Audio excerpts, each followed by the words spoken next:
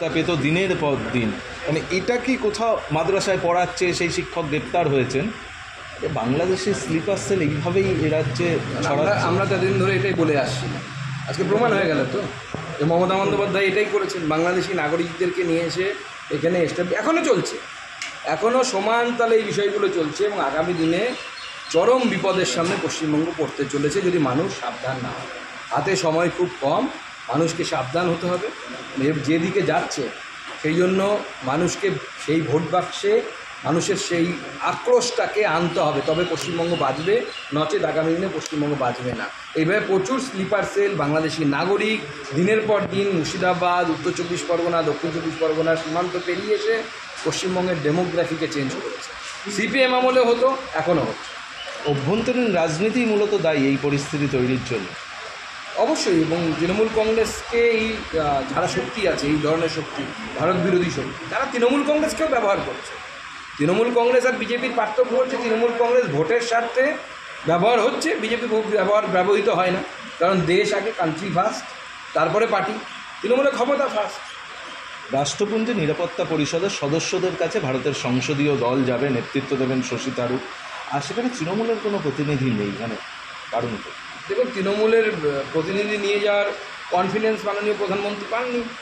কোন নেতা কোথায় গিয়ে কী বলবে তার ঠিক ঠিকানা নেই, কোথা থেকে নিয়ে দেবে বলুন তো। তৃণমূলের যদি সিনিয়র মোস্ট সাংসদদেরকে ধরতে হয়, সুদীপ বন্দ্যোপাধ্যায়, উনি এই মুহূর্তে তাকে জেলা সভাপতি থেকেই সরিয়ে দেওয়া হয়েছে, অতএব পার্টিই তাকে সাইড করছে। দ্বিতীয় জায়গায় আছে সৌগত রায়, তিনি বলছেন যুদ্ধ বলে কিছু হয়নি, কিছু এদিক ওদিকে নাকি তুবড়ি টুবড়ি ফেলা হয়েছে, বোম টোম ফেলা হয়েছে। যাকে যুদ্ধের হয়েছে কিনা, যুদ্ধ হয়েছে কিনা প্রমাণ দিতে গিয়ে ভারতীয় সেনাবাহিনীকে মনে হয় আগামী দিনে ব্রহ্মসের সাথে সৌগত রায়কেই বেঁধে তারপরে পাকিস্তানে পাঠাতে হবে, এরকম পরিস্থিতি। তাকে আপনি অন্য দেশে পাঠাবেন, তো ওখানে গিয়ে কী বলে আসবে তার ঠিক নেই, বাংলাদেশের পরে হয়তো কথা বলে চলে যাবে। শশী থারুরকে নেতৃত্বে আনার কংগ্রেস বলছে যে তারা কোনো শশী থারুরের নাম তারা পাঠায়নি, অন্য 4টি নাম তারা পাঠিয়েছিল। দেখুন, বিভিন্ন লোকদেরকে নেওয়া হবে, এ নাম পাঠাতেই পারে কংগ্রেস, কিন্তু মাননীয় প্রধানমন্ত্রীর তো এইটুকু মানে আছে, স্বাধীনতা আছে। যেমন অটলজিকে পাঠিয়েছিলেন তৎকালীন প্রধানমন্ত্রী স্বাধীনতা না এটা, তিনি কাকে পাঠাবেন। মাননীয় প্রধানমন্ত্রীর মনে হয়েছে যে শশী থারুর একজন শিক্ষিত মানুষ, বিশেষ করে বিদেশ নীতি, পররাষ্ট্র নীতি কী হবে সেটা নিয়ে শশী থারুরের অগাধ পাণ্ডিত্য আছে, এই ব্যাপারে তো কারো অস্বীকার করার জায়গা নেই। আমাদের রাজনৈতিকভাবে উল্টো দিকে উনি থাকতে পারেন।